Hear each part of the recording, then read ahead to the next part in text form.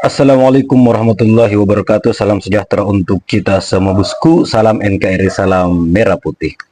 Ya, mohon maaf karena video kali ini tidak ada kata-kata bijak atau kata-kata hari ini. Ya, lagi entahlah, kayaknya dimakan oleh Ibu Irma Caniago. Oke bosku, di kesempatan kali ini saya ingin berbagi video perdebatan Ibu Irma dengan Rocky Gerung yang makin memanas ya. Jadi dungu dibalas dungu. Ya biasanya Rocky Gerung mengatai orang dungu. Nah sekarang Ibu Irma yang ngatain Bung Rocky dungu. Ya kan pernah juga dikatain tuh Ibu Irma dungu oleh Rocky Gerung. Jadi saling balas lah. Jadi ya ngabalin versi baru ini memang ternyata adalah Jokowisme ya. Projo yang mungkin sangat cinta kepada keluarga Pak Mulyono. Oke bosku, tanpa berbasa-basi mari kita simak videonya. Check it out. Bapak merasa pinter sendiri dan Bapak sok tahu, Bapak merasa dekat dengan SBY, Bapak merasa dekat dengan Megawati sehingga Bapak bisa menilai mereka berdua dengan kacamata Bapak. Itu nggak benar, Pak. Yang benar? Ya yang benar itu Bapak bersikap fair. Bersikap fair artinya pro Jokowi? Oh enggak. Oh, oke. Enggak. Ketika Ini adalah pemilu paling dungu. Terima kasih. demokrasi itu bukan berarti bisa bicara sebebas-bebasnya. Karena demokrasi itu harus menafikan hukum dan keadilan. Nggak ada demokrasi tidak ada hukum. Nggak ada demokrasi tanpa keadilan. Justru karena demokrasi itu kita butuh hukum dan keadilan. Itu yang pertama.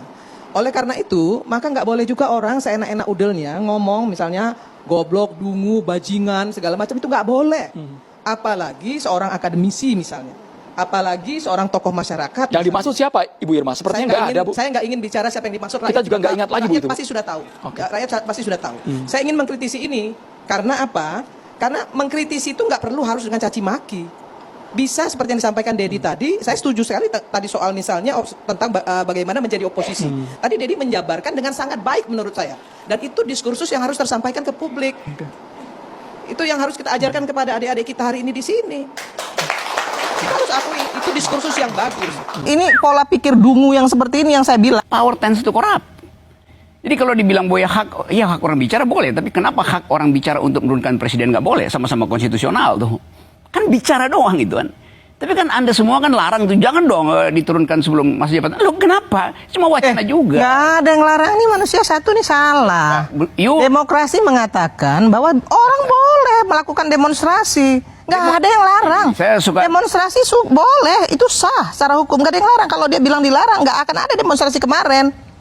Ini pola pikir dungu yang seperti ini yang saya bilang, jangan memprovokasi lagi.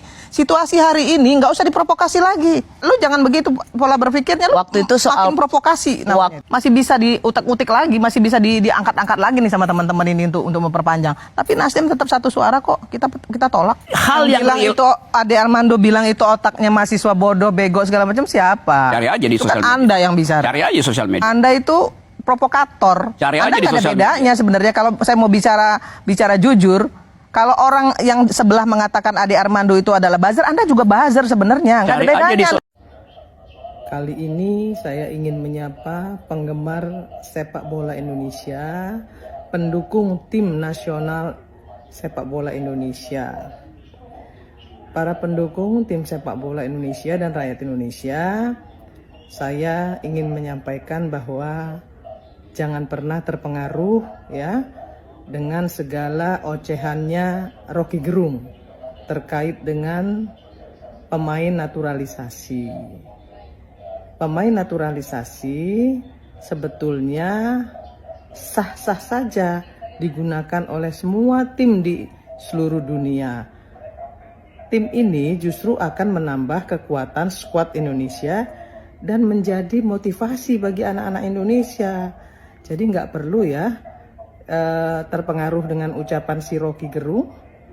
Saya nih terus terang loh pemirsa, saya curiga boleh dong ya.